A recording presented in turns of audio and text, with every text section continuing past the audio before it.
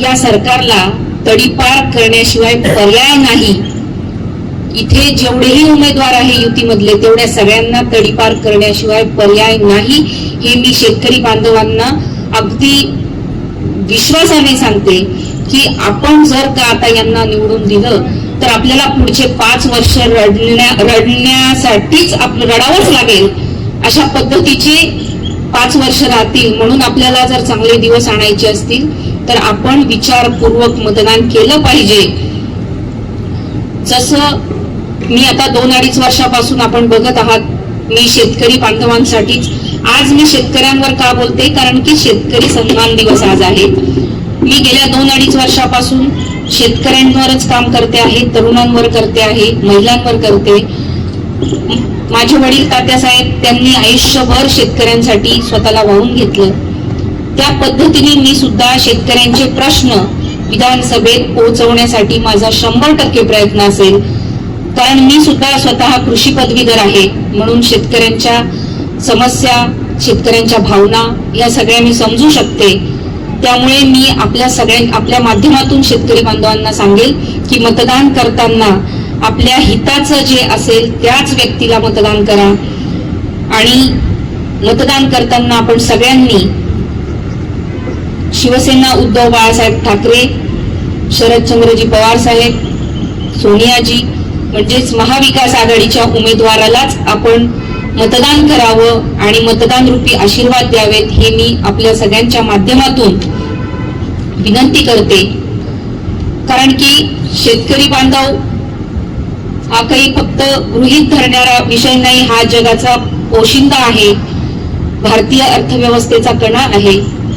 आणि त्याची जी काही थट्टा मांडलेली आहे आज सरकारने, तर या शेतकऱ्यांनी आता जागा होण्याची खरं वेळ आलेली आहे. खरं तर आता विधानसभा निवडणूक लागलेली आहे. हे समोरचे जे काही उमेदवार आहेत, हे तुमच्या गावामध्ये आल्यानंतर मला असं वाटतं त्यांना गावात घुसल्याबरोबर जाब विचारा. गावात घुसताना जाब विचारा की मागच्या 2-2.5-3 वर्षापासून आम्ही कापसासाठी भाव मागतोय, सोयाबीनसाठी भाव मागतोय, तुम्ही त्याच्यासाठी काय केलं? तुम्ही सत्तेत होतात, तुम्ही कधी आवाज उठवला का? तुम्ही कधी जाऊन प्रयत्न केला का? ह्या गोष्टीचा तुम्ही प्रत्येक उमेदवाराला जाब विचारला पाहिजे. की मी शेतकरी बांधवांना मी विनंती करते की आपण सगळ्यांनी, पुनश्च एकदा सांगते की आपण सगळ्यांनी मतदान करताना व्यवस्थित विचार करावा. केंद्राची निवडणूक आपल्या हातून गेलेली आहे, परंतु राज्यात चांगले दिवस आणायचे असतील तर आपल्याला महाविकास आघाडीशिवाय पर्याय नाही, ही मी आपल्या माध्यमातून सगळ्या नागरिकांना विनंती करते. आणि आज पाडवा आहे. सबंध या पाचोरा भडगाव मतदारसंघातील सर्व जनतेला, माता भगिनी बांधवांना, तरुणांना मी दिवाळीच्या मनापासून शुभेच्छा देते. आणि आपल्या आयुष्यातला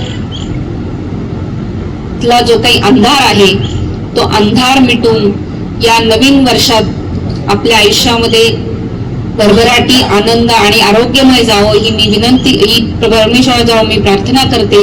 आणि इथेच थांबते. धन्यवाद. जय हिंद, जय महाराष्ट्र. आपण सगळे जणांनी दिवाळी साजरी केली, आनंदाने साजरी केली, परंतु आमच्या या कृषीप्रधान देशामध्ये, कृषीप्रधान देशातला जो काही शेतकरी आहे त्या शेतकऱ्याच्या घरात अंधार आहे. तो शेतकरी सुखी नाही, आनंदी नाही. कारण गेल्या 2 वर्षापासून शेतकऱ्याच्या मालाला भाव नाही. मागच्या 2 महिन्यापूर्वी सोयाबीन आयात केला, आता कापसाच्या 22 लाख गाठी आयात केल्या. अशा परिस्थितीमध्ये की आज दिवाळी येऊन ठेपलेली आहे, हंगाम आलेला आहे आणि या हंगामाच्या काळामध्ये कापसाची आयात करून मला असं वाटतं या सरकारने शेतकऱ्याच्या जखमेवर मीठ चोळण्याचं काम केलेलं आहे. असं निर्दयी सरकार हे शिंदे भाजप सरकार जे आहे खरं तर या सरकारचा मी तीव्र शब्दात निषेध करते. आज आमचा शेतकरी हवालदिल झालेला आहे.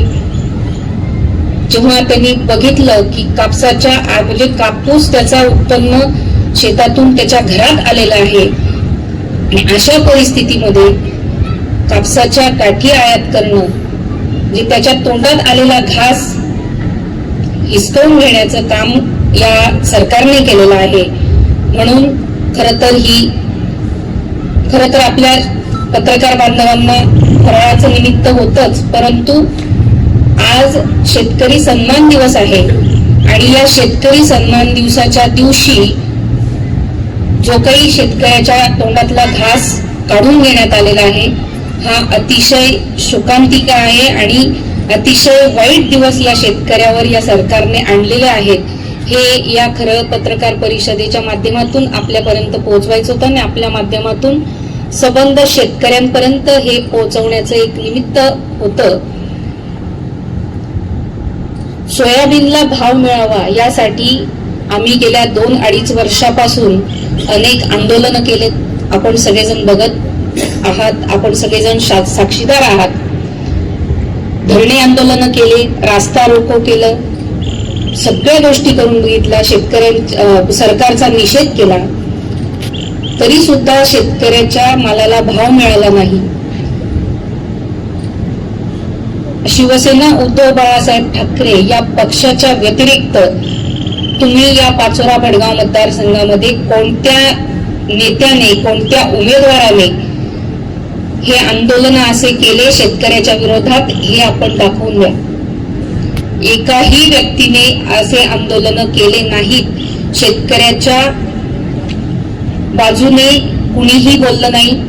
ना विद्यमान आमदार बोलले, ना अमोलभाऊ शिंदे बोलले. हे सगळे सत्तेमध्ये होते आणि तरी सुद्धा यांनी कोणत्याही गोष्टीचा प्रयत्न शेतकऱ्याच्या भाववाढीसाठी केलेला नाही. ही अतिशय शोकांतिका आहे. खरं तर शेतकऱ्याचा प्रश्न म्हणजे हा अगदी जिव्हाळ्याचा प्रश्न आहे आणि या जिव्हाळ्याच्या प्रश्नावर जर तुम्ही काहीच बोलत नसाल आणि जर का शेतकऱ्याचा मधल्या काळामध्ये पाऊस पडला, अतिवृष्टी झाली, शेतकऱ्याचं नुकसान झालं, अशा वेळी स्वतःला कुणी कृषी मित्र म्हणतं, कुणी भूमिपुत्र म्हणतं.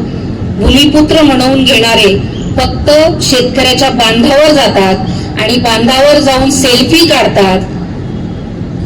मला असं वाटतं की नुसतं तुम्ही नौटंकी करण्यापेक्षा खरोखर शेतकऱ्याचे अश्रू पुसण्यासाठी तुम्ही सरकारकडून शेतकऱ्याच्या प्रश्न मिटवण्यासाठी काही प्रयत्न केले असतील तर आपण दाखवून द्यावं. मला असं वाटतं की यांनी फक्त स्वतःला मतं मिळवण्यासाठी शेतकऱ्याच्या बांधापर्यंत जातात. हे आमच्या शेतकरी बांधवांनी लक्षात घेतलं पाहिजे. हे फक्त शेतकऱ्याची मतं मागण्यासाठी फक्त हा प्रकार चाललेला आहे. हे आपल्या सगळ्यांच्या माध्यमातून मी सबंध जनतेला सांगू इच्छिते.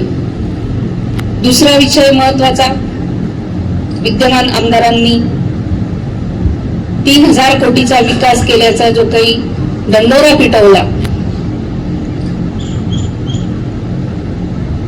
जर तुम्ही 3000 कोटीची कामं केलेली आहेत तरी सुद्धा तुम्हाला वैशाली सूर्यवंशी नावाचा उमेदवार शोधून आणून उभा करावा लागतो.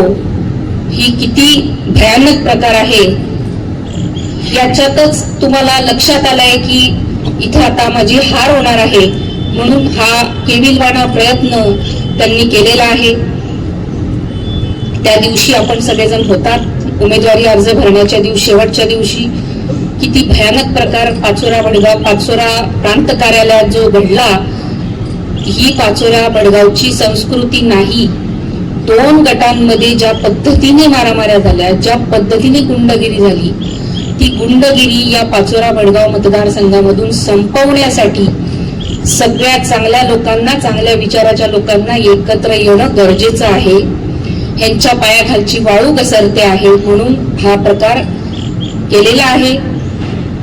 खरं तर केंद्र सरकारने आता 7,521 रुपयाचा हमी भाव कापसाला दिलेला आहे आणि ऍक्च्युअल मध्ये फक्त 5,500 ते 6,000 रुपये भाव शेतकऱ्याला मिळतो आहे. म्हणजे जो हमी भाव ठरवलेला आहे तो हमी भाव सुद्धा पूर्ण देऊ शकत नाही असं हे सरकार आहे.